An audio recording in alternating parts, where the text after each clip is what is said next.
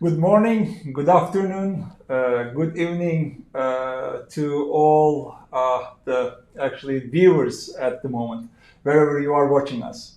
Hello, I'm Dr. Arif Alperçevik. I'm founder and director of the International Emergency Medicine Education Project. And welcome to another live session that we are conducting today. And before we start, I would like to introduce International Emergency Medicine Education Project to you shortly. As you know, this is a project aiming to provide free educational resources for medical students and promote emergency medicine.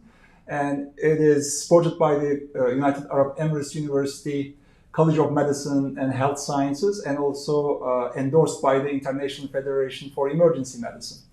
And we have many resources, but our two main, the hub for our resources, IEM-student.org website and IEM-course.org website.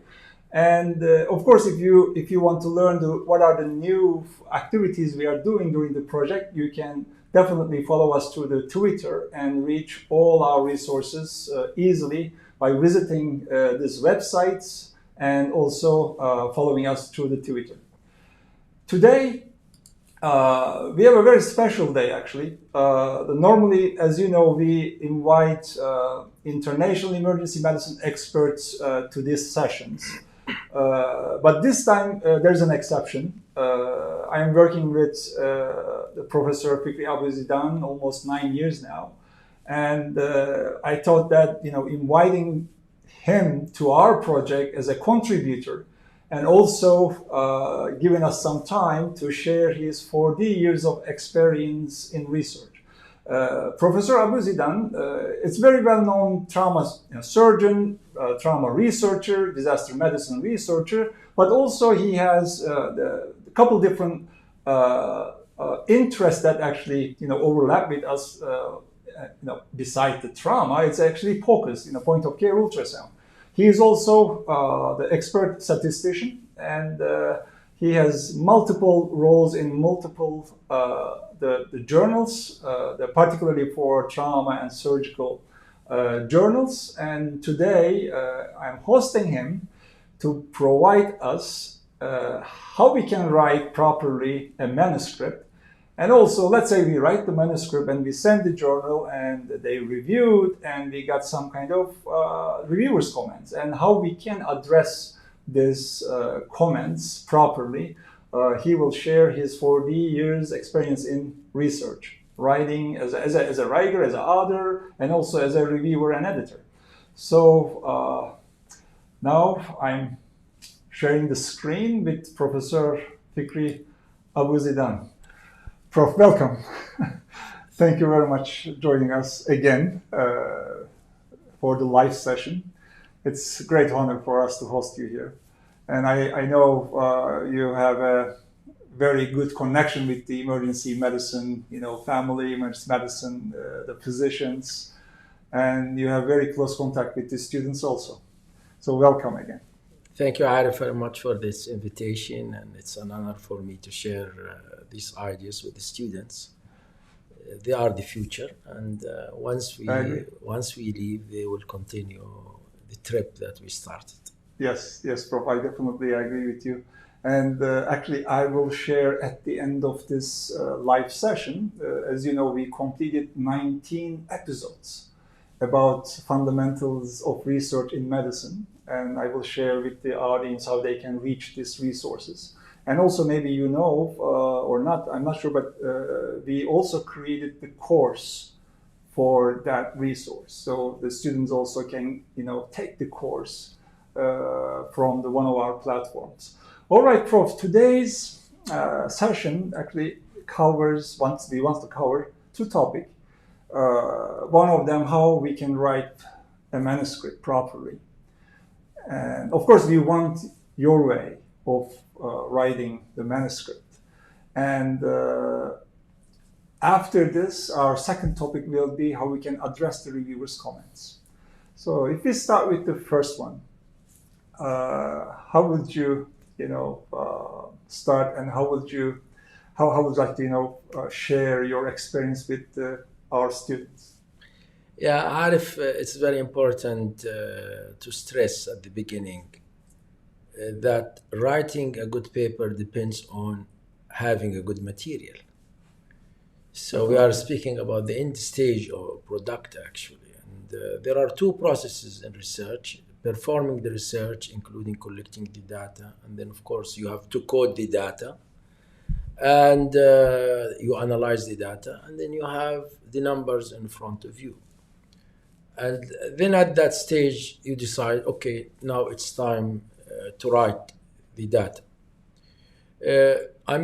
Before actually, very important thing is that writing the data becomes much easy if you have a proper design, which means you have a very clear research question, and then you have designed proper methods to answer your question, and then you have collected the information in an accurate way, and then you have coded the data in a proper way, and then you have analyzed it in a proper way. So what happens at the end is that you get data. Sometimes it's very small, maybe 5 animals.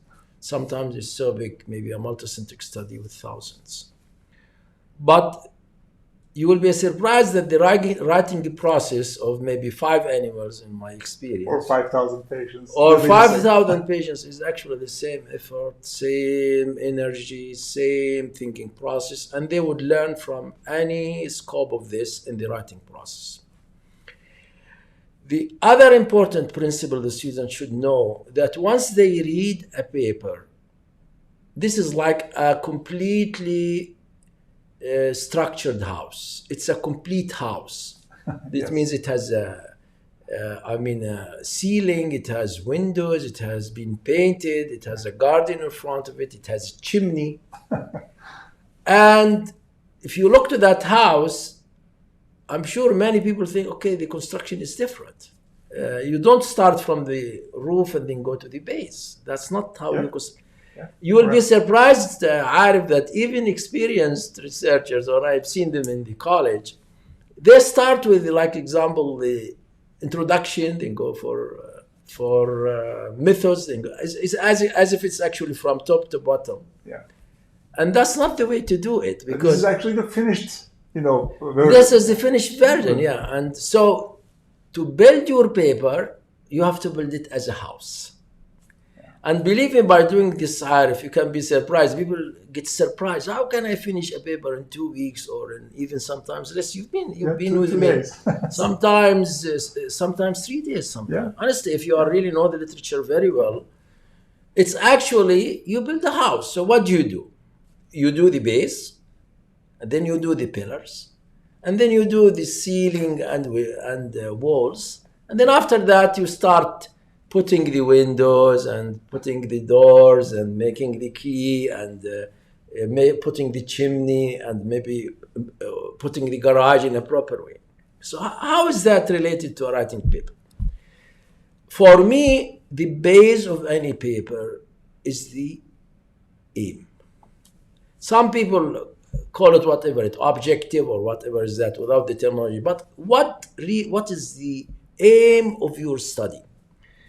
And you will be surprised that this aim, you write it, but it should be at the end of the introduction. Yeah. Because ideally, why do you introduce it? You introduce it to get the aim at the end. So I don't go for the introduction at the beginning, because if I don't know the aim of the study I'm doing, I shouldn't have done it from the start. Yeah. You read the literature and you define the research question, and I like to define research question from real life, actually, not from reading. Before you start the study, you cannot ask yourself, what's my research question after you have done the study? Yeah. This is a major flaw in the methodology. Yeah. So always I ask the people who work with me to come with 2 lines, 3 lines maximum, as an aim. Yeah. What is the value of this aim? It is your roadmap. It will show you where are you going. And once you write, you should be like a racing horse. What does a racing horse do? They cover the eyes of a racing horse on the side, so he only sees one way. And that one way is the way of your aim. The aim is the end of the race. Yeah. If your aim is not clear, the horse will jump out from the fence and he will lose actually the race. Yeah. So you have to have a very specific, well-formed, clear question that you really collected data to answer that question. Yeah. Now, after you put this aim in your mind, you need the pillars. Okay? And the pillars, of course, for me, you will be surprised. It's the results, not the methods. Okay. So what I do actually usually, of course, you may consider the pillars as the methods if you are a beginner, because I would go for the pillars if I have my own methodology and I know exactly what I've done it. But Prof, also, yes, I agree with you. But the methods is already the way earlier planned already, right? Yeah. That's right. Yes. So therefore, it is really logical. You're seeing the results is the main part now. Yeah. In the writing process. No, why is that, Arif? Because for me, the pillars are actually the tables and figures.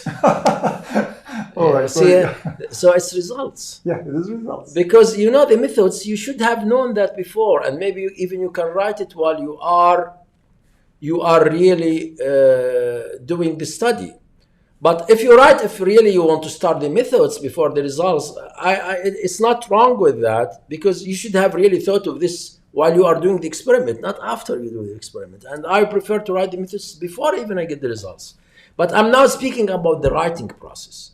The writing process, I don't write the methods and results. I start with defining the figures and tables that I want to include in the paper. Yeah. And I think very well on that, because you decide, for example, how many tables I want and what tables I want and what variables should be there, because you have already analyzed the data, Arif. Your results is in front of you. Yeah. You are in the writing process, not in the...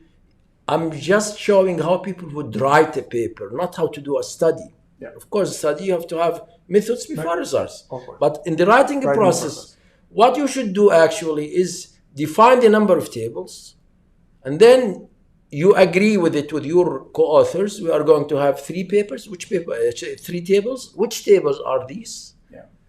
And then which figures are these? And then I start with preparing the tables and figures as if they are in the final submitted version. I notice many people make the tables so quickly, or the figures roughly, and they say, we'll do that, and they leave it after they write the results, which is, I think, a mistake. Why? Because if you finalize the tables and figures to be finalized, this will limit what are you going to write as results.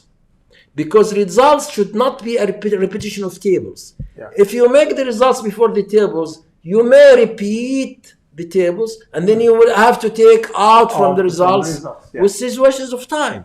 So ideally, and if you've actually practiced that. So if you start with the tables, and of course the tables, they can have comparison if you want, 2 groups, 3 groups, 4 groups. Think about it well, and then think about which analysis to put, how to present the tables. You want to present them as mean, standard deviation, median, range, percentages. You really decide exactly how are you going to put these tables. And of course, a table in the final version, there are no lines inside the table except 2 horizontal lines on the top and 1 horizontal below.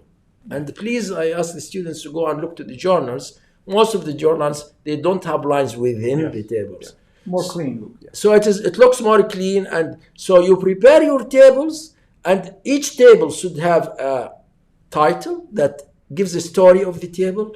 Let's say you studied a specific number of patients, 2,000 patients during a specific period. You say these are the current demography of such patients who were treated at this time on such a place. Why? Because the table and its title should be completely readable without the paper. Extra explanation. You will be surprised out of the first thing I do once I review a paper. I actually read the tables very well. I read them very well, and then it's easy to go and see the results because now you understand what's going on. Yeah. And of course, this is important to see whether there's any discrepancy between the tables and the results section, which sometimes is a problem. Yeah.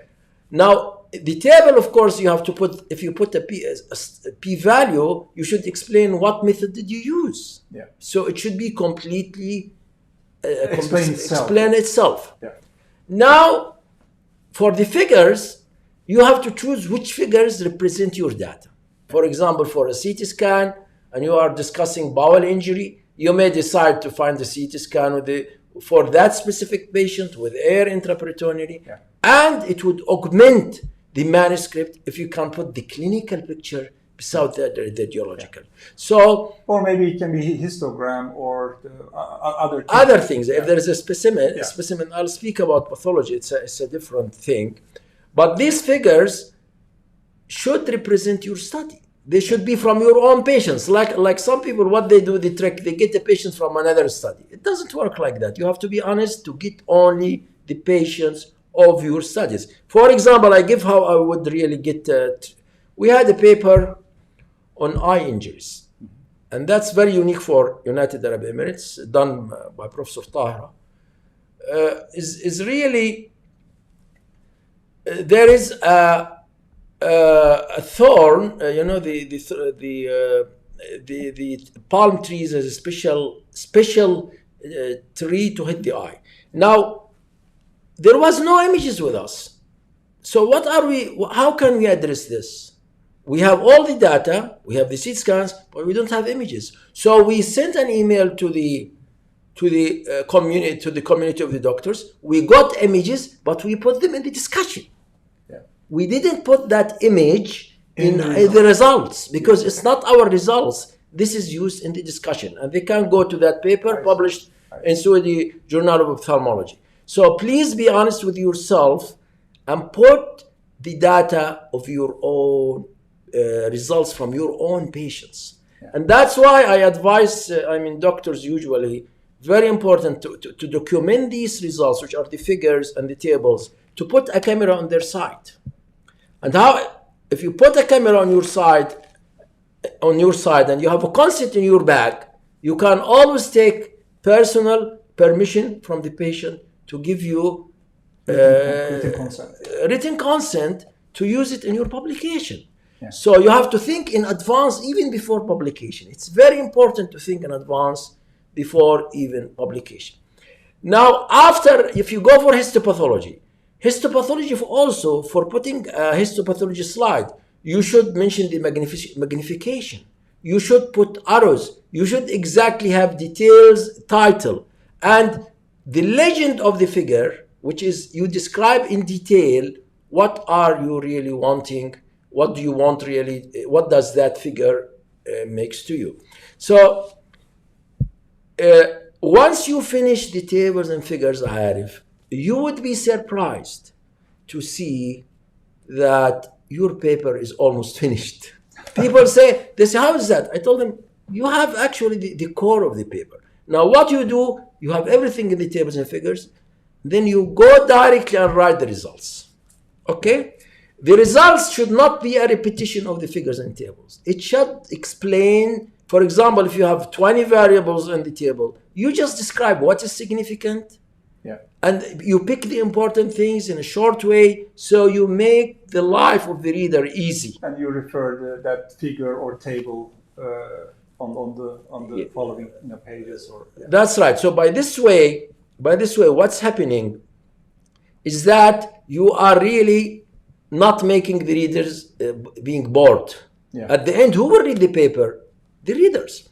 So by this way, Arif, I maybe you'll be surprised. Maybe I write the results in 1.5 pages, maximum 1.5. Yeah, I was going to ask you, Prof. What is your recommendation for the young authors? What is the best representation of the results in terms of pages? I saw your papers. I saw many of them when you are preparing it.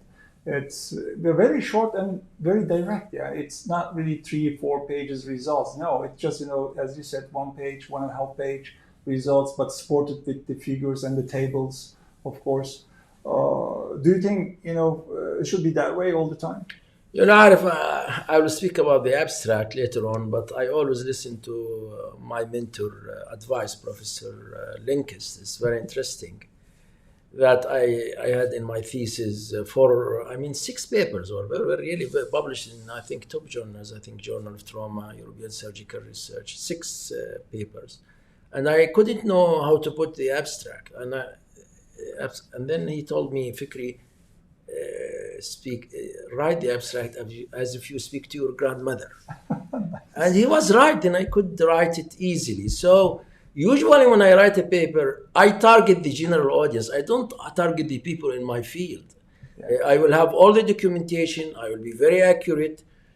I don't need to present all the data, because if the data you want to present anything extra, you put it as a supplementary material. Don't put it in the paper. It will distract the people. So personally, I would target maximum 3 to 6 tables and 3 figures. That's the maximum I'll do. Then after writing the results section, I may write the methods before and after. The methods section should be as if you are repeating exactly the experiment. So it should be more detailed. The methods should be more detailed. I don't mind. There's no limit for the pages. No. Because ideally, the idea of the results is different. The idea of the results is to tell the people what is the most important thing in your paper, not really everything about your results. But the methods, it should be detailed so you can reproduce it if someone else does it, because it tells how accurate are you in your work, and you will be surprised. I did animal models on bleeding in pigs in Sweden, and how could I reproduce them? I looked to another model about dogs, and I really tried to mimic it exactly as they did, so it was reproducible. So the methods should be detailed. And you can, in the writing process of the methods, have subheadings like ethical considerations, patients, who are the patients? And then what is the setting in which you did the experiment? Is it a tertiary hospital, secondary hospital, primary hospital? And then what variables did you collect the data? Decide what protocol did you use and what variables did you use? And then who collected the data? Was he trained or not trained? And then how did you deal with the data? And finally, how did you analyze the data? So with this, people can reproduce your material. Now, once you have the methods and results finalized, you have been like a horse like this. So your discussion, then I attack the discussion and the introduction and discussion. Introduction first and discussion. And now, if you look, for me, the ceiling and walls are the methods. All right. If you want to reverse it, I don't mind. But for me, the ceilings and walls of the writing are the method section. Now, introduction and discussion is none of these. It may be the windows. So I find people spend a lot of time in the introduction and discussion, which is not the core of the paper. At one stage, I think 10 years ago, people were arguing that introduction and discussion is really subjective, so we don't need it. And it's an opinion. It's an opinion, yes. It's not particularly discussion. But I personally aim in the introduction, and you will be surprised, a maximum of 3/4 page to 1 page. And that's the top for me. I like that. Why? Because you have a if you have a clear question and you want to, and you convince that it's really important, you can convince people in 1 page. And how do you do it? Wait a second, Prof. When you say the 1 page, actually you're saying that double space 1 page. Double space. Yes. That's 300, 400 words. You can be surprised. And how do you do that? It's simple. I'll give you, one of the important, now we are submitting a paper about global motorcycle injuries, global. And the introduction is only 1 page. And how do you do that? So you start general, and then you narrow. And the idea, you can speak about trauma mortality worldwide. How many people die in the trauma worldwide? And then how many of them die annually in road traffic collisions, which is 1.3? million. And then how many of them die in motorcycles, which is a quarter of that, about 350,000. And then you speak about, because mortality is too much, the WHO has made a plan to reduce mortality. So we think that we should, over 10 years, we should follow it up. Yeah. And where can we get this data from? The WHO report. And this is why we are doing this study, because we aim to study whether the WHO aim has been reached. Achieved or not, yeah.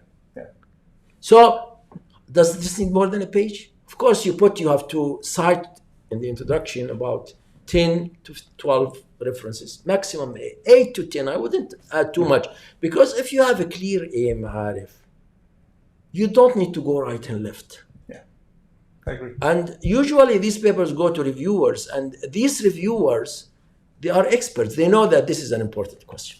Yeah. After you finish the introduction, you go to the discussion. And the discussion for me is consisting of 4 components. The first component or paragraph should summarize what is your findings. We found this and this and this and this. Some mistakes sometimes we see, Prof, the researchers or others repeating the numbers in the discussion. Yeah, that's not, they shouldn't do. Because you are saying, your main findings and results, actually without numbers, right? It's just, I like, for example, to mention the findings in simple words and sometimes round. For example, if it is 78.9, I don't say 78, it's around 80%. Yeah. Because this is the message which the readers will carry with them. Yeah. And usually I try to simplify the results. So what is the take-home message? What is the grandma approach in the take-home message? That's what I really do it. So I don't like to have a paragraph more than 6 lines maximum about what is my finding. And if there's a lot of findings, you just concentrate on the main finding. Because you will have now after that, the compare and contrast section, which is 2 to 3 paragraphs, maximum 1.5 pages. 2 pages, I don't mind, especially in negative studies. Positive studies, you don't need all of that. Yeah, we discussed this before actually. The Yes. negative studies needs more attention. Yeah. Because you have to explain why your results are negative. Is it a methodology issue? Is it a time issue? Is it the control group? Then you have to explain for the reviewers that your methodology is strong and your study is even stronger than those with positive studies. So you need more time in negative studies in the discussion. It may take up to 4 pages. I don't mind, because in negative studies, you have to convince the reviewers that what you did was right and the results are negative. Yeah. And to prove it's negative, you have to cite all other positive and why you think your studies are different from them. Yeah. And then, of course, you need more discussion to prove that. Yeah. While in the positive studies, you tell people, these are my studies. It's similar to others, although others said no, but this is what we found. Yeah. So it should be shorter than the negative studies. Yeah. Now, the second part, which should be compare and contrast. What do we mean by compare and contrast? Your study, what does it mean compared to others? Who supported you? Who was against you? And please never only cite those who support your opinion. You really should get a balance to show that the literature, whether agrees or disagrees, the literature will have a lot of variation. And better to discuss even if you have meta-analysis, because they compare all the variables in the discussion. Now, after I finish the compare and contrast, I stress a lot about limitations. And a good scientist will always know the limitations of his paper. He would know that, for example, whether the sample is small, whether there were missing data, whether the data was retrospective. The reviewers love that a lot because they know not only honest, they know this person is not exaggerating. For example, and I'll speak in the language, don't over stress the language like is. Is in science is actually a very strong language. What you say, maybe, possibly, we think, and so on. So try the limitations, really to recognize your limitations and try to be fair with yourself and others. Yeah. After you finish that, you go for the conclusion. And the conclusion should actually be describing your findings, but then you go more generalization. Yeah. What is the value of your findings toward the community or towards other countries? Is this variable actually generalizable to other studies, for example? And you have really to For example, recently we had published a paper on abdominal tuberculosis, and of course we show them that our diagnosis has improved, although our hospital is a secondary hospital, and this has generalizability for similar hospitals. Yeah. So start from your findings and really try to get it more to be more generalizable.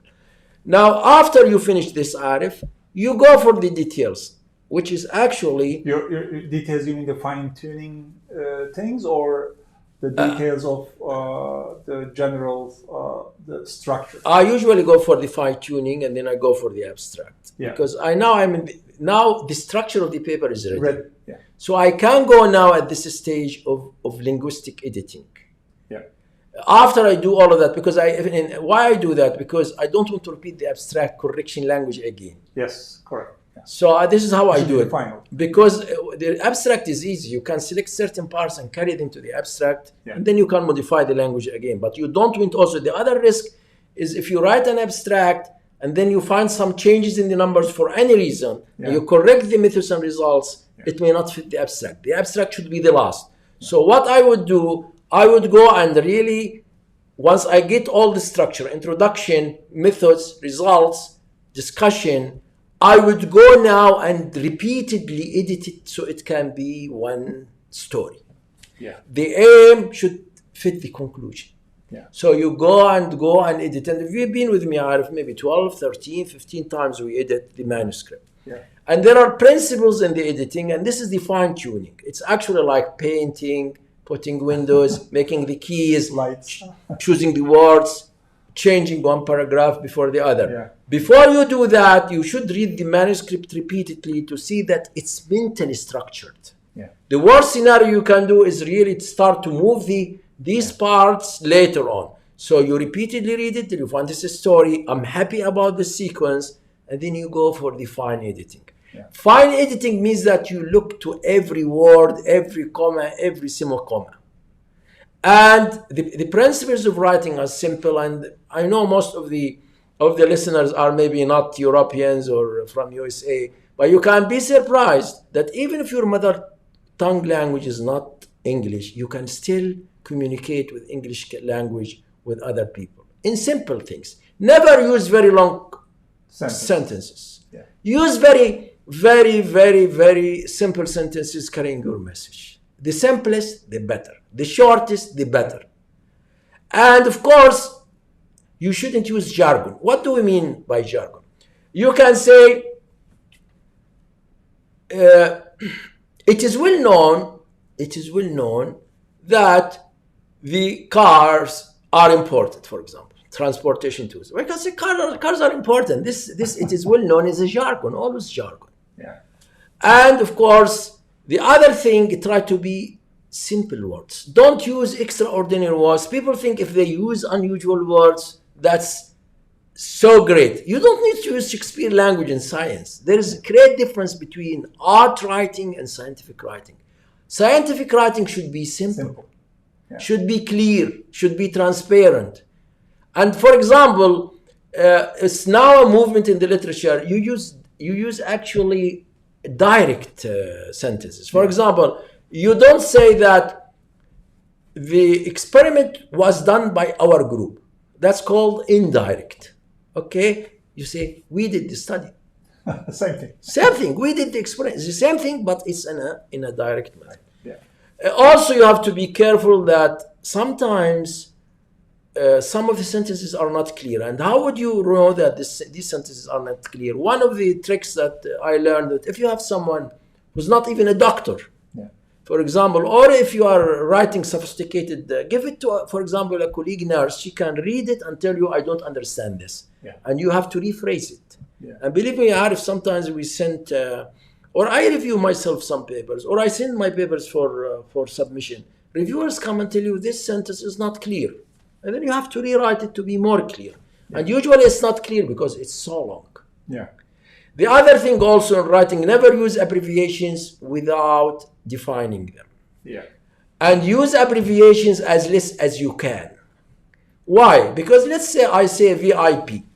VIP is different for a politician, from a gastrointestinal person, from an ophthalmologist. For a politician, it's a very important person. For a gastroenterologist, it's venal intestinal peptide. While for a ophthalmologist, it's visually impaired person. So if you put VIP, what do you mean by it? Don't put abbreviations, and especially also in the abstract, never use abbreviations, neither in the title. You have really to use the full word so people understand what are you saying. Yeah. Unless it's really very well known, like WHO, HIV, okay, these are, or something which people really would know it. Okay, it's acceptable, but even so, you put at the end in the abbreviation, what does it mean? After you finish that, if your paper is complete, what do? You go to the abstract. Yeah. The abstract you should really know the number of words that are requested by the journal. And it should be structured mentally, at least, on the 4 bases of the writing, which means aim, what did I aim to do? Methods, what did I do to answer my question? Results, what did I find? And then the conclusions, what is the take-home message? What does my study really mean for others? Yeah. And if you do these 4 principles mentally, sometimes people ask you to have even more subheadings, like type of the study. You say retrospective, prospective, etc. Yeah. Or setting, which hospital, university. It doesn't matter, but mentally, usually most of the journals have these 4 actual components. And after you finish that, you go for the, of course, first page. The first page, of course, should have a title. The title should be informative. If you have some results in your paper, you put them in the title. Yeah. It should be clear. Yeah. It should be attractive. It should be there should be no abbreviations in the title. And the title is like the title of your shop. And then after that, Arif, after you finish that, is really you go for the details like references, acknowledgements, and conflict of interest is very important. Do you have any stock in the market related to this machine or whatever? Medicine. Of course, some journals ask you to deposit the data. You have to deposit the data. And finally, of course, you have to check the references exactly as it's mentioned. And simple advice for the students is read the instructions in detail and follow them as they tell you exactly.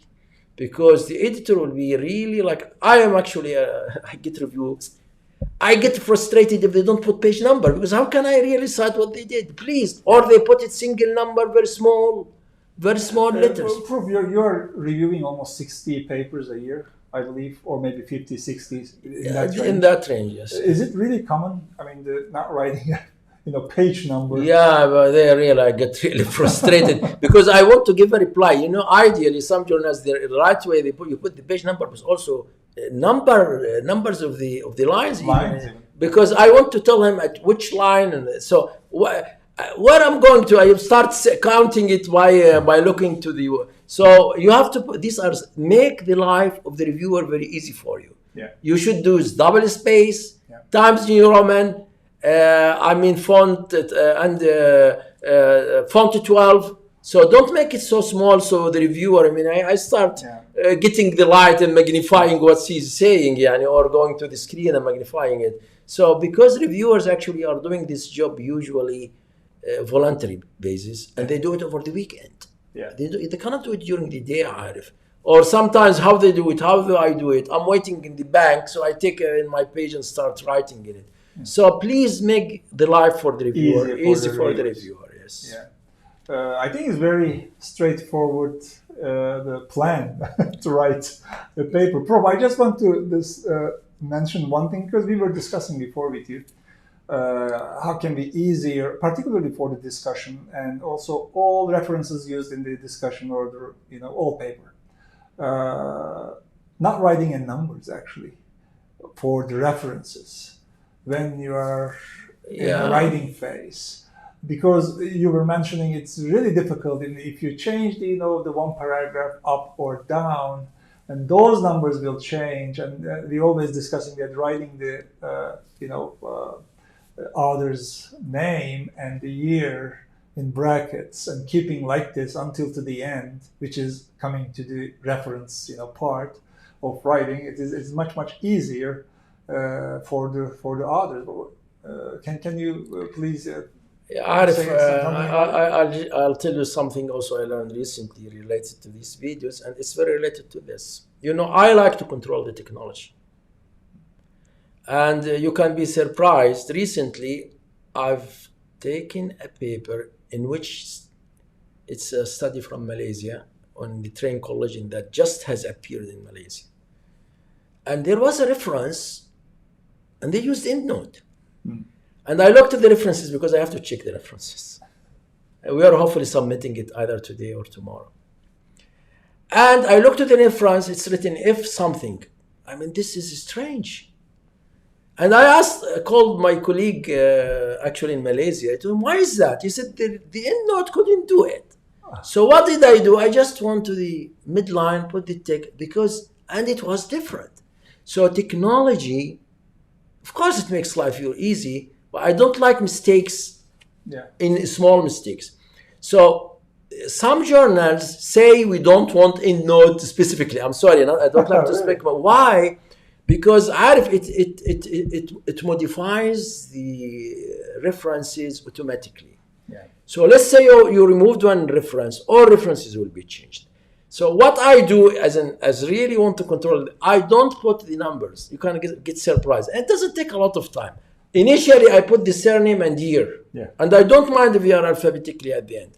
Yeah. Once I finish the paper completely, last thing you change. Last thing, I even manually, it takes 1 hour, and then I'm confident what's there, and I can check the references. I don't want this blind way, because when I put the references, I can correlate this reference to this information. Yeah. It takes 1 hour from me, but I feel I'm controlling the technology, and I don't say this is 100%. Young people will do it, but please, what I'm going to say for you, why did I actually get so happy just 1 week ago? I was actually going to drink coffee in Caribou, and I saw the son of our old director, very respected person. I like him too much, really, Dr. Fadlallah. And I said, hello. And I told him, what's your specialty? He said, data security. And I told him, what do you do with if I such a registry? He said, the first thing registry, and in everything in security, you should have a hard copy. Yeah, we discussed this. We discussed this, and still I have a hard copy. And this is the advice I realized. What I'm doing is the advice of a data security person. So I told him, you made my life, really, you made my day. Because people are telling me, oh, you are like old, you don't use EndNote, you're stressed to have the hard copy. And believe me, technology is good, but it's very important that who uses it controls it, not the opposite. Yeah. And this basic principle in technology, I do respect my IT person. They are making our life easy, and I'm sure all the young people are IT persons, but you have to control the technology.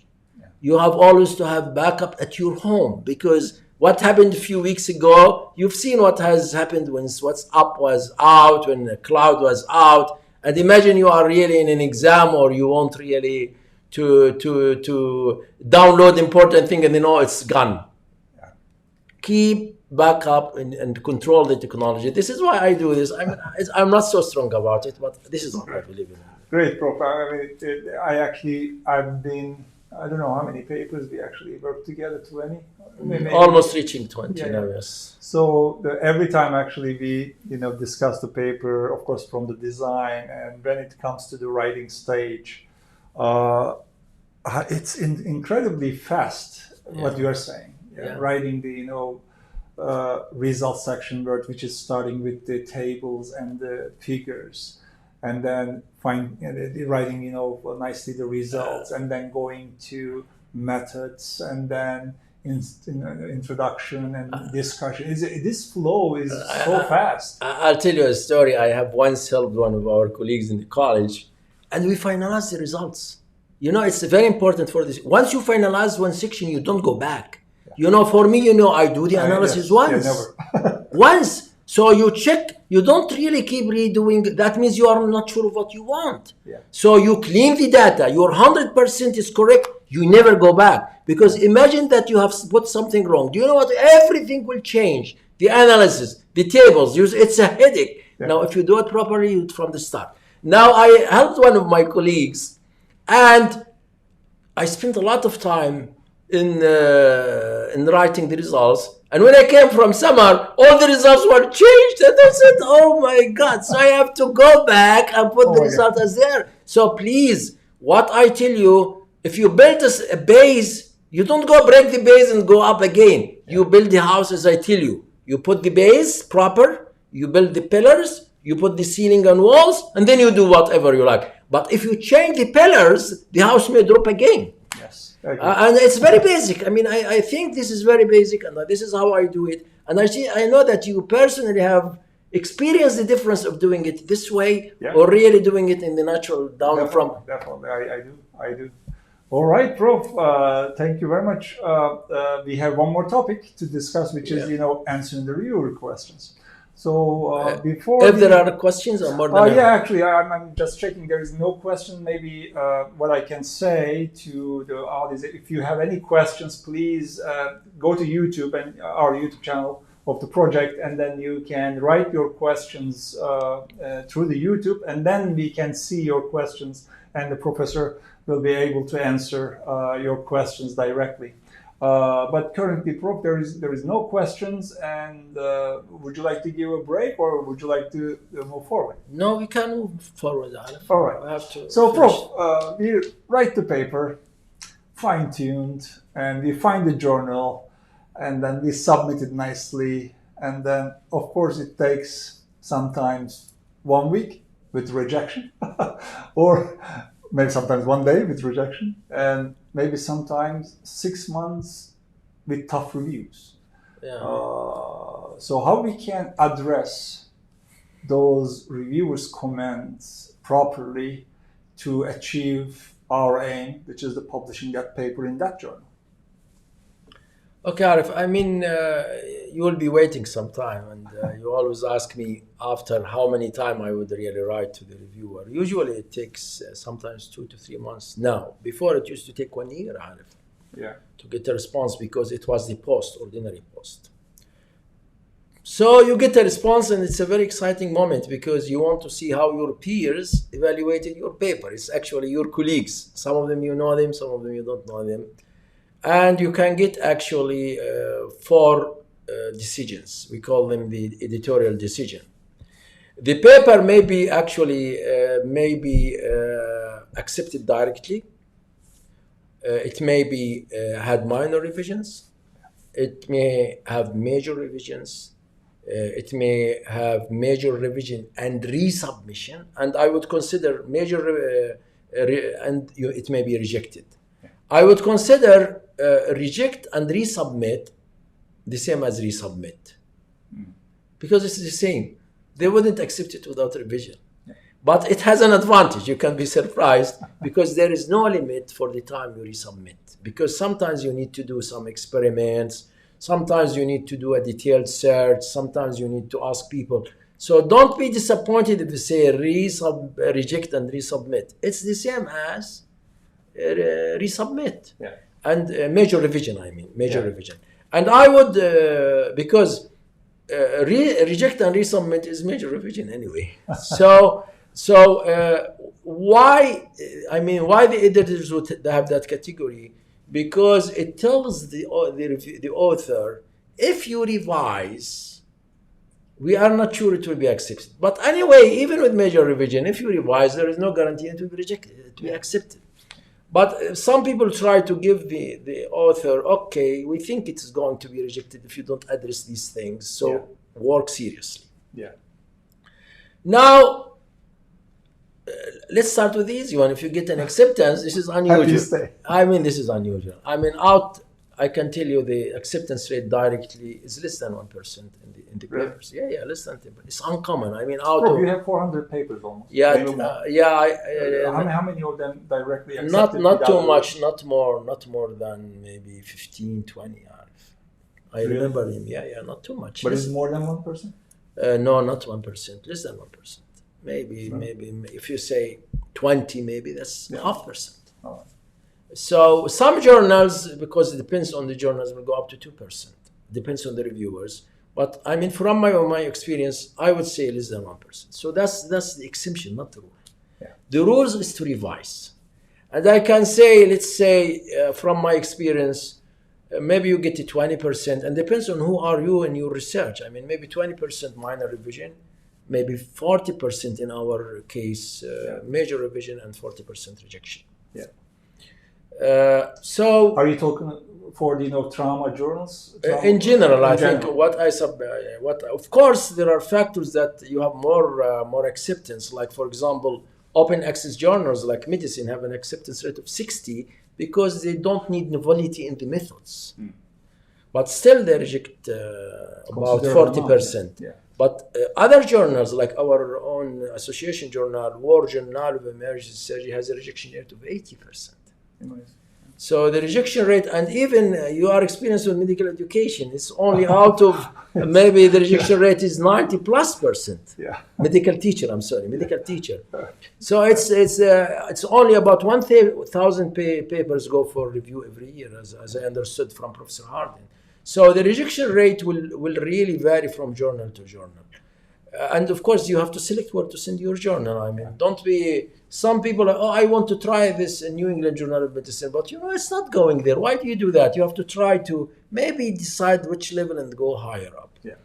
Now, if you have minor revision, my advice is do it as quick as possible because you can answer it. It's not really a big thing. It may be linguistic. It may keep be the paper on the editor's table. Yeah. Why is that? Because if you leave it in your table, you delayed for 2 months, 3 months. You delayed the acceptance 3 months. Why not to get rid of it and anyway not forget about it? The other thing, I mean, if you are really I'll speak about major revision and reject and resubmit. I mean, usually the comments are very tough and they are sometimes very extensive, sometimes 40, 45, 50 comments. And the first thing I tell you, once you really get a tough revision, sometimes you get 6 reviewers. And each of them 10 or 15 comments. The first thing, don't do anything first day. Just because initially... Just to absorb the shock. Yeah, because why? I mean, this is also, it's known in management. If you have multiple problems, you don't attack them all. Otherwise, you cannot solve them. You have to attack problem by problem. The moment you attack problems one by one, then it gets solved. This is one of the management skills. I'm sure you are aware of that. Now, so you have this shock, you just relax. Can I answer this? And this is usually comes in your mind. And the next day, what you do, you put all the questions one after the other. And what I do, usually put reviewer 1, comment 2, comment 3, comment 4, etc. up to comment 15. Reviewer 2, comment 1, comment 2. And then I put the questions. And then I put underline the questions. And then I put behind them answer. So I know that this is my task. And the first thing I would do just to encourage myself is to address the simple questions. You were saying a kind of technique. It's called the Swiss cheese technique. Yes. And by this way, you have the rat wants to eat Swiss cheese, so he makes holes in it, and then he eats all of it. So what do you do actually? You go for the simple questions. Don't go for the difficult questions. You start answering the simple questions. You see, you will get an emotional boost. Oh, I have answered 10, although they are only one tough question. And then you see the numbers are going down. And then this encourages you for the next one. And at the same time, you can think parallel. If you see, ideally how I do it, Arif, I sit with my group, actually, the trauma group, and we make a plan. Maybe someone has to go and revise the files. Maybe someone has to make figures. Maybe someone has to redo the figures, whatever it is.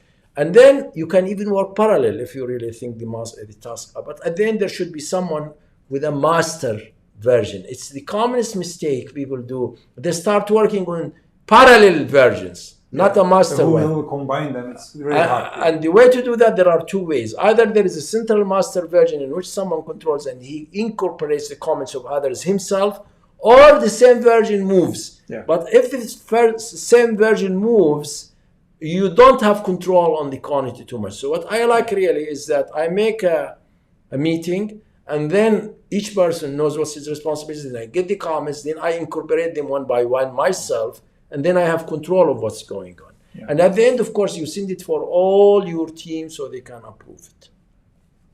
Now, you will be surprised to see, Arif, that with this technique, I mean, it goes up. And the technique also on how to answer, I always tell the people, if there is, a grapeyard, do you want the grapes or do you want to fight with the gardener of the grapeyard? Of course, you need the grapes. So try to be polite, try to be scientific, try to be rebut in a nice, soft way. And occasionally, if let's say the reviewer knowledge is limited in certain area, try to teach him politely. Yeah. And especially in my area of statistics, Professor Arif, not a lot of people are really good in it. So what I do is really I try to teach them what is the difference between ordinal and non-ordinal data in a polite way and give them references. Yeah. And usually the reviewers will be very, very grateful and they will accept the paper usually. Now, if it's rejected, that's another story. Of course, you get depressed, you get... but you know, with the repeated... now it's usual, we get rejection. Rejection is part of research. You have to accept it. And usually we don't rebut. What do you mean by rebut? You don't accept the decision and you write to the editor. And don't do this. I don't advise you to do this if you are a young researcher, because you may lose your connection with the editors. Yeah. And they may think you are arrogant. But if you're really a good researcher, and once you reach this stage later on, maybe 10, 15 years, you realize whether the reviewer is knowledgeable and good. If he's not, and you feel you want to rebut, you can do that. Start with a polite rebuttal, where if sometimes you need to be scientific, precise, accurate, it may work. Out of, you say, 400 manuscripts, Arif, I had done this in 11 times, just to tell you an idea. So it is less than 0.5%, and less than 0.5%. It's actually 2%. And out of the 11 times, the paper was accepted after rejection in 10 papers. So it's really an art, and you feel like it's a challenge, you are really racing, and it becomes a challenge between you and the reviewer, and you want to side the editor towards your side. But I don't advise young researchers to do that. Go for another journal. You will learn the trick later on. If you feel really that the reviewer, really, that nothing is clear and you want to clarify it, write in a polite way to the editor. Please, I think he misunderstood. But don't really be arguing with them. Yeah. Well, Prof, I just want to turn back again, answering, you said switches technique, start with the, simple ones, easy ones, and then think with your team, maybe distribute some tasks to complete the responses.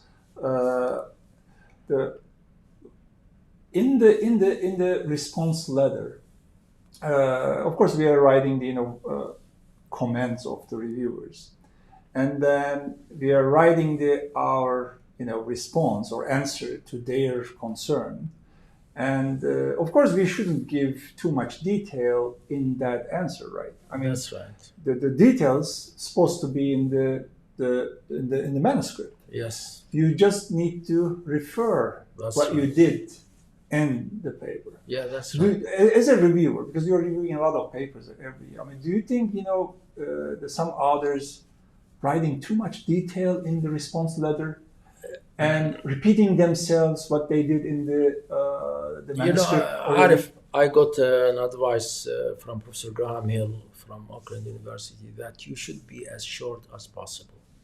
I was doing one mistake. In the response letter? Yeah, in response letter, yeah. And even in the paper, you have to really answer what they want. Don't really do extra things. The more you open in yourself, the more you open doors on yourself. Yeah. And you may be in problem. Now, the way I used to do it, only answering the reviewer by writing question 1, question 2, and I realized it's wrong, because to save time, you can write the question so he remembers it. Yeah.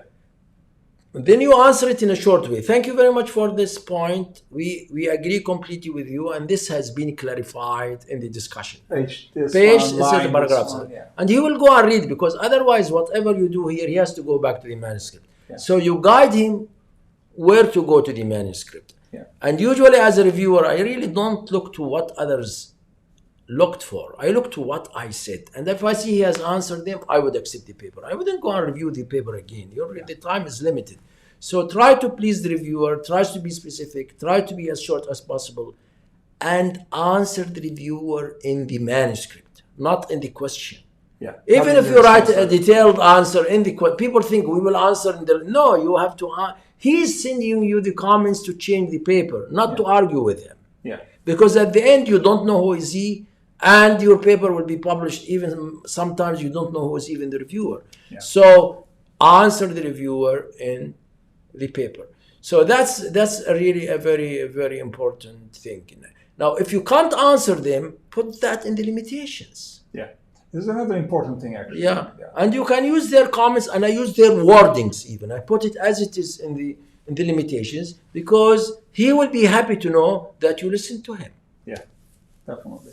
Prof, again, I will highlight actually you're reviewing many papers and different journals. Majority of them related to trauma, disaster, and the surgical, of course, the specialties. What is your rejection rate? I looked into this. I am now softer, by the way. Really? Oh yeah, the more you get. Initially, I was about 80%. Really? Oh yeah, Arif. Once you start your career, you try to be very tough, etc. Yeah. To show that you. But I don't accept a paper if the methodology is wrong. And even I advise the reviewers. To start with the methodology first. Not to submit the paper, because it is mistaken. But believe me, I'm soft. If the paper is good, I accept directly. I don't really reject it. Even I know actually you are trying to help the writers, others to fix their actually paper if they you believe the methodology is okay. Results is very important, but the styles maybe Arif, recently I received a Baliraj database from one of the areas of the war, and I thought it's very useful. And then I raised my concerns. For example, who owns this data? How did you deal with it? Do this. Spent a lot of time. Of course, they didn't listen to what I told them. And even I remember Professor John Hunter sent me a paper from Cameroon with motorcycle injuries, and I thought the mortality is very high. I took almost 8 hours to tell them how to do it, and Professor Hunter was very happy from that. Yeah.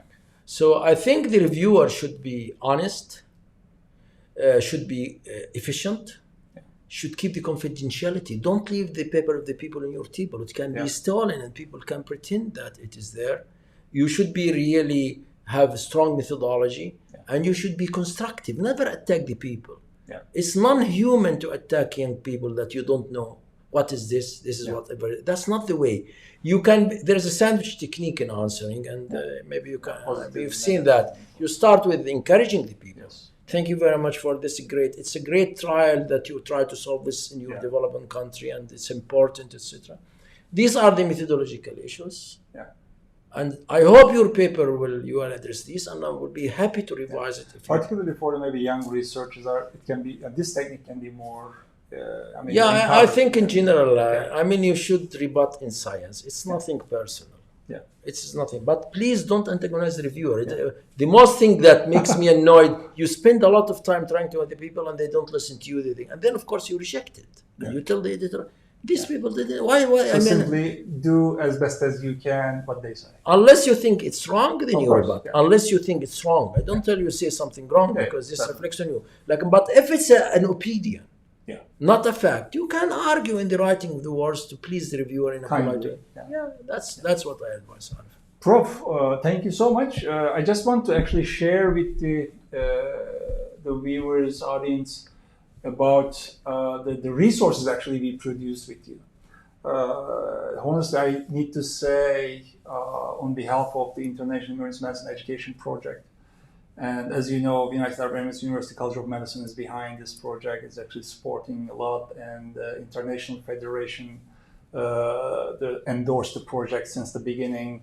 And we have multiple regional organizations supporting us, and we are trying to produce altogether resources for medical students, particularly for the students who don't have formal emergency medicine training and formal, the rotation for emergency medicine. these students, you can imagine that, of course, mainly in the developing countries and where you cannot see really established the medical care systems. But interestingly, the majority of our users coming from the high-income countries, although we are trying to reach the low and middle-income countries, but the emergency medicine, of course, is very developed in those high-income countries or middle-high-income countries. So the students are actually looking for some resources. But the recent resource we produced with you, it's a unique for us also because we were always focusing on the medical, the topics, the most likely emergency medicine topics. But this is research, and we produced 19 episodes with you.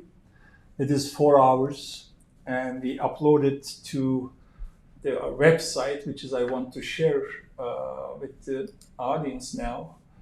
How can I show them? Okay, this is iem-student.org website, and as you can see, and in this website, if you go to content area, which is right here, and then if you go to the third row, fundamentals of research, and you can click, and then you can reach all this resource produced by us, which is the main, the contributor, Professor Fikri Abu Zidan.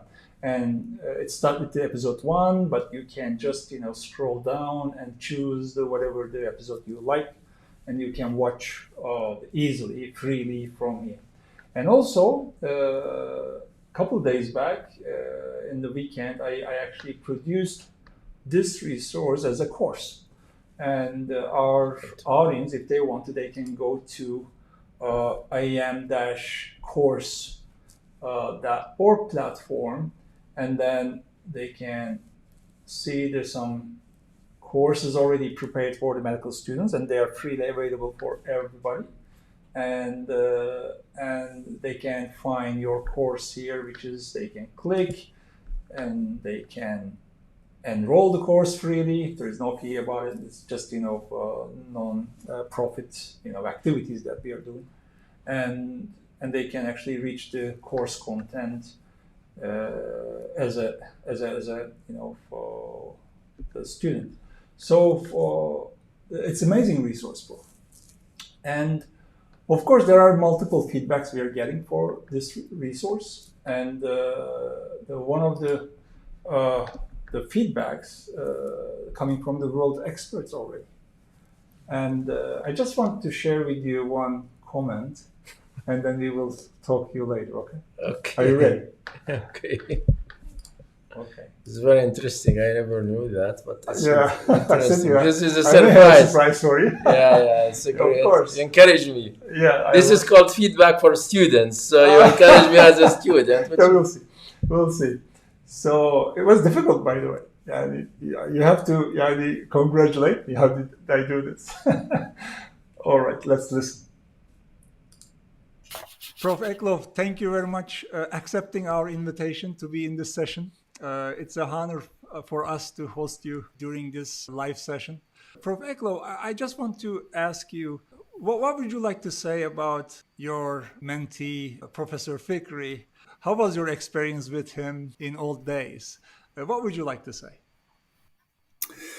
Well, first of all, I'm very happy that I can be part of this celebration of my old student and friend, Fikri.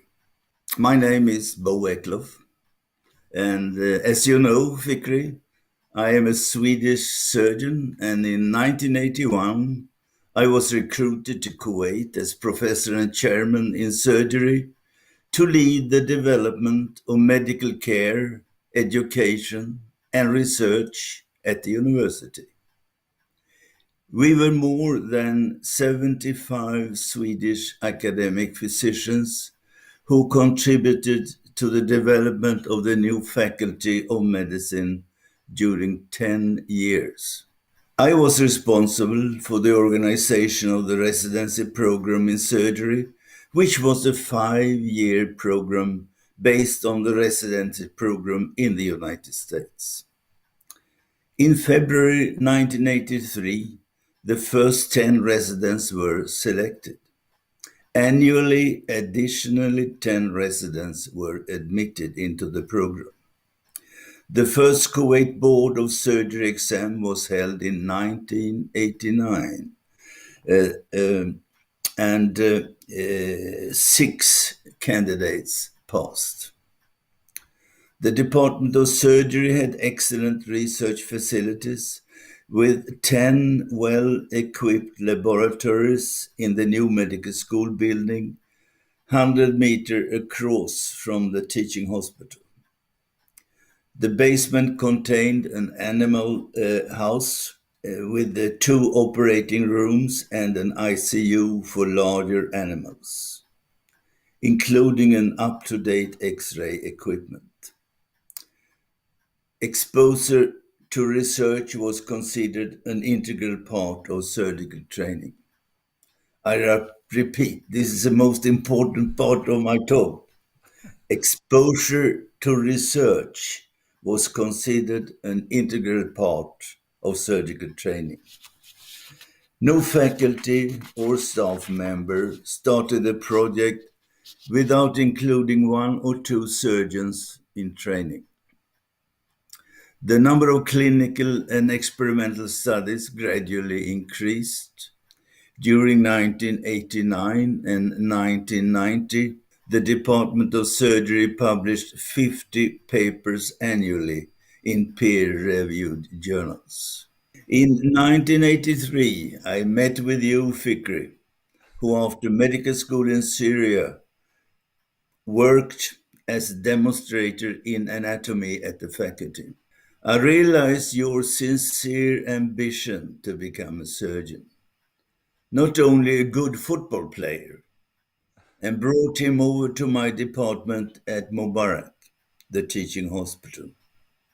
We enrolled you in the residency program in surgery in 1985, where you did very well. You worked hard with the injured patient, where your clinical and scientific interest for trauma and emergency surgery was initiated. In 1993, I supported you to join Professor Sten Lennqvist at the University of Linköping in Sweden, where you were included in a PhD program on traumatic shock and sepsis. You defended your PhD thesis in record time in 1995. This was the start of your successful career as an international leader and teacher in trauma and emergency surgery in New Zealand, and of course now since a long time in the United Arab Emirates. Your 19 videos on research and publication based on your collective experience is a goldmine and should be read and digested by all young physicians considering academic career. I would like to give 3 recommendations for the young resident. First, realize that research should be an integral part of training in order to improve your clinical practice. 2, find a good tutor who can guide your way and encourage your efforts in a friendly way. And 3, your publications will open the doors and give you a ticket to the world. Thank you, Fikri. You know, we had many good students and residents in our program who now have become great leaders around the world, not least in the United States. Yeah.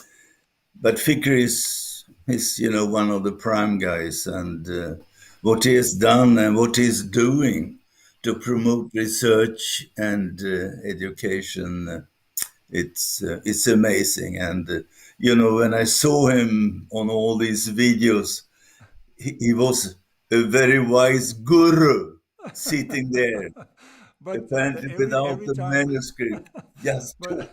yes, but every time, almost every video or every other video. Professor Eklov and Professor Lindquist was in that video. Always, he was mentioning about, I learned this from Professor Eklov. I learned this from Professor Lindquist. Your name and Professor Lindquist's names came multiple times. I think, who is watching these videos now, I don't know, but now everybody actually they're thinking about it. Who are they? Who are Professor Eklov? Who are Professor Lindquist? Yes, it was very fruitful actually to record those videos. Yeah. No, it's been a great pleasure to follow,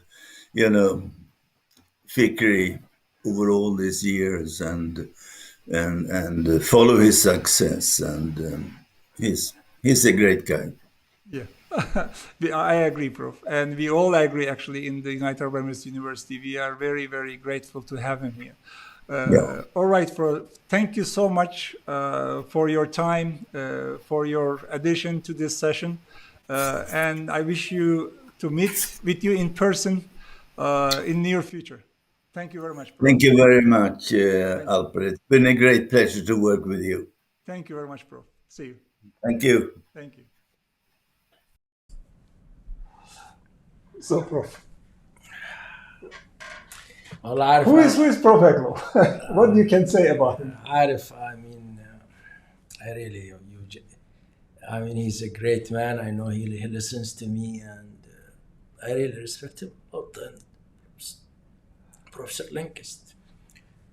I believe that the relationship between a mentor and a student is really very honorable, and it should never be spoiled by all the changes. Professor Lindquist and Professor Bo Eklov, they were great mentors. They were caring about their students more than themselves. Yeah. And I can tell you about the quality of Professor Eklov in 3 places. And I wrote that in a book chapter, and I hope I can share it once it's published. I'll get it as a PDF and I'll share it. Bo Eklov taught me 3 important things. And I'll have the time to mention that, because this is the message for the students, more important for me than the research. The first operation time I met with him, I never knew him. Who is he actually? And that was the first exposure. And you would be surprised that he is the inventor of really the AV fistula for DVD, which is a very unique approach in treatment of the DVT, in which you really try to get out all thrombectomy, all thrombus, and then you connect the fistula of an artery through the vein to continuously clean the vein. It's a demanding technique for me. And believe me, the first time I was attending a lecture, the operation with him, he asked me to move and do the surgery.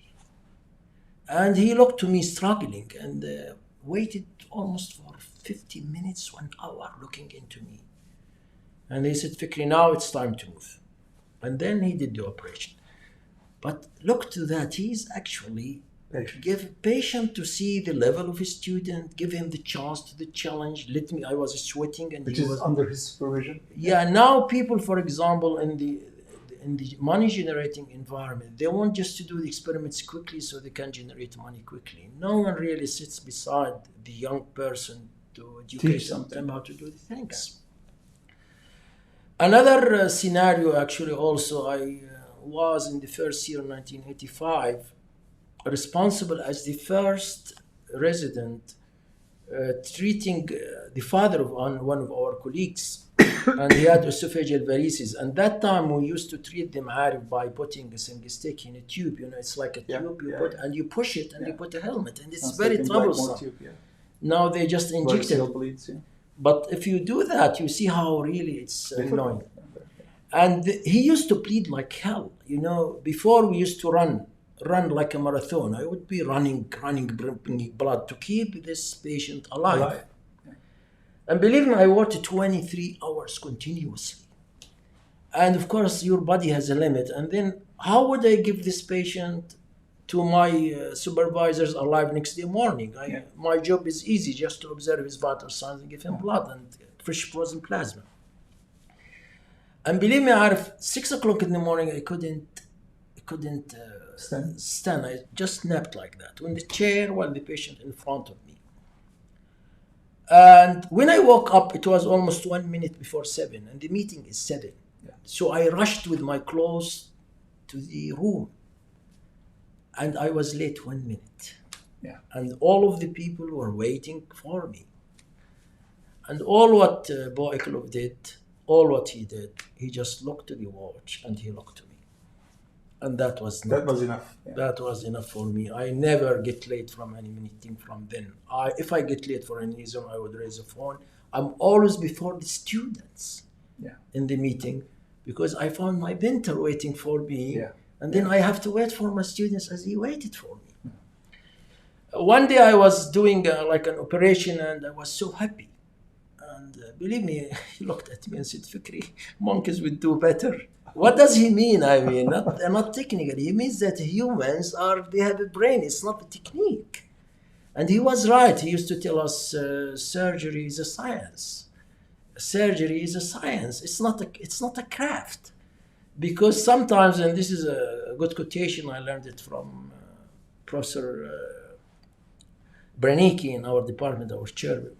He used to say, you can know how to do an operation in 1 year, you can know when to do an operation in 5 years, and you should know how not to do the operation in 10 years. And he's right. Sometimes surgeons put them in really problems, simple.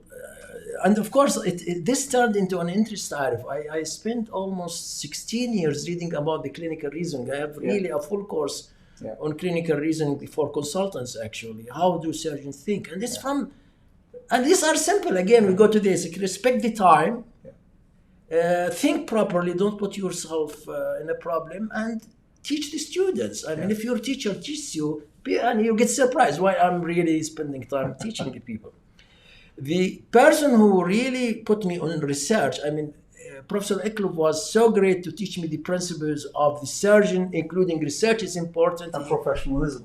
Yeah, and he exposed us to the Ribua. He exposed me to the Ribua experiments in Kuwait, which were really, a lot of people contact me related to the Ribua. In 1985, I was doing the experiments. We did the first models of sheep. 1983, 1985, I remember. We got even the golden medal in New York at one stage, I think, with Professor Abdeldaim.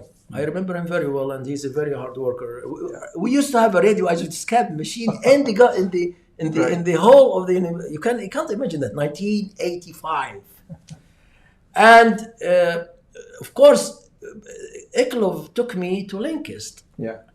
And I tried to reach the Professor Linkist, but unfortunately I couldn't able to actually reach him. And of course Linkist is a great man. He's a disaster medicine man, and this is why I learned from him how to manage disasters. And he works hard. He sleeps only 4 hours a night. And I learned from him all the arts of research. And most important, he was very supportive. He never limited me from learning. He knew I am learning. He would push me to any conference. And I can tell you this. Linkist supported me in 1994. Go to attend 8 courses in Rotterdam.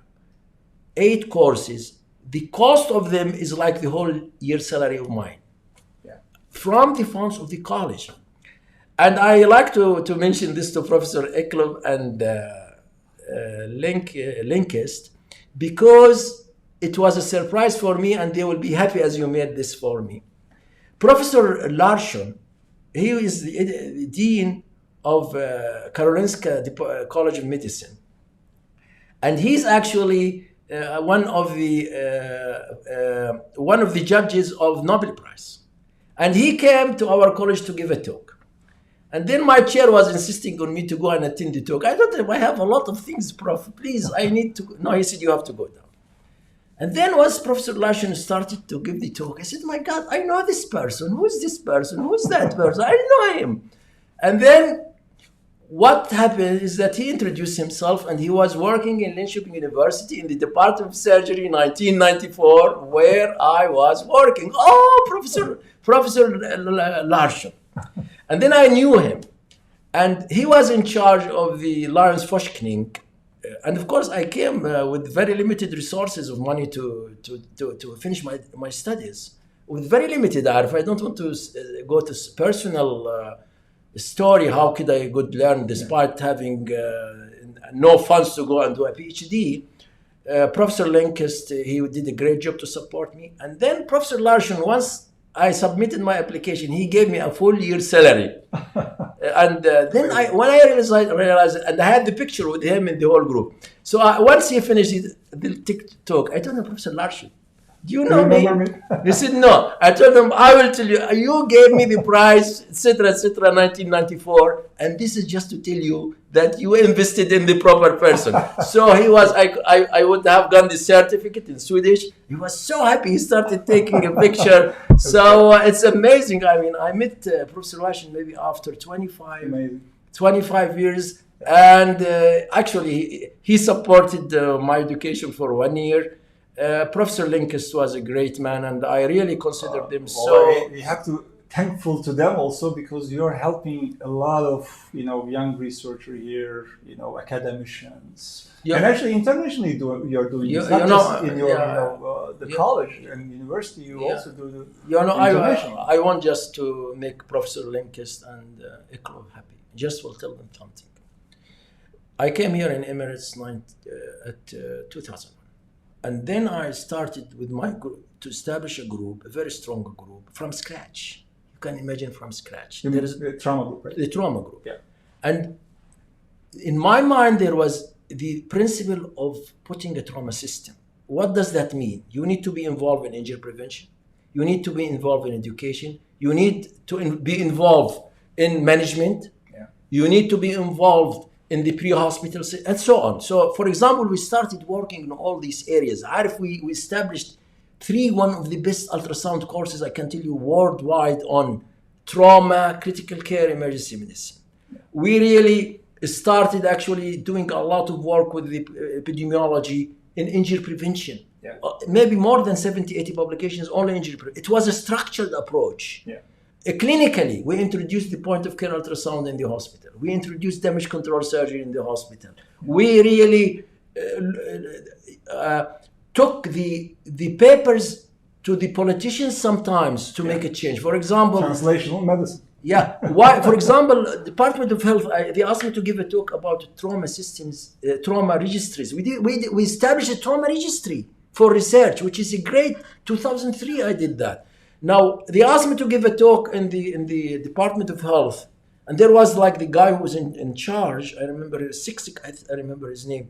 I gave a talk about the value of trauma registry. Believe me, after 2 days, there was a decree to make trauma registries all over the 8 minor. And we started the trauma registry 2003, and it was started in the hospitals 2013. So that impact is not mine. That impact is the same impact of the same doctor, same professor who stands 1 hour observing his student, 1 hour, beginner, to see what's his level and to keep up his continuous support all his life.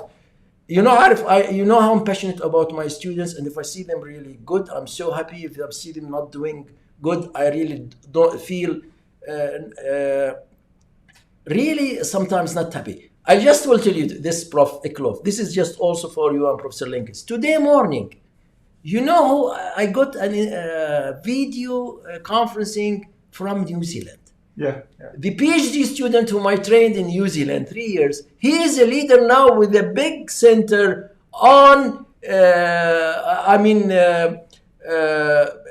on medical, medical developments and getting new innovative things, especially in engineering, molecular engineering. Yeah. So I wouldn't have been able to teach the people in New Zealand research without being trained in Sweden. Yeah. And of course, you leave your fingerprints. I'm so proud of Anthony Phillips. You can't imagine how I'm proud of such a young guy who picks the skills, and maybe he's much better than me, and he is publishing much better papers in higher ranked journals. So that's the message being carried from Kuwait to Sweden, then to New Zealand, then back to Emirates. And you will be surprised, the medical writing workshop that I put here, yeah. I went to Örebro University to give. And the first medical writing workshop I learned in Sweden in 1994. So if you take, payback time, you should pay it back time. So now I'm in this, Professor Linkes, I like to mention that now a lot of people, young people, actually I'm accepting a lot of people in different countries, like in France, in Germany, and they ask me, why do you do that? Why do you like to teach like this? Why do you spend hours teaching? A few days I give like 3 hours continuous in medical writing. Yeah. I told them I'm doing that because one day Professor Bo Eklund told me, Fikri, it's the duty of our students to continue what we started. And I think it's your duty to continue what you've learned for the young generation, Arif. Prof, thank you so much. It's a very fruitful discussion, and you provided amazing information. I just wanted to make you a kind of surprise, and I hope you like it. And I think it's another great resource that we can share with our students. Yeah. And of course, they can watch all these videos through the resource. Prof Eklund, thank you very much. The place in the iam-student.org and iam-course.org. So, thank you very much, Prof. With a pleasure, Arif. Well, it was a surprise and you made my life. And I'm happy to make another 20 videos if I want to see my chair, my boss again. It deserves it, actually. Thank you, bro. Thank you very much, Arif.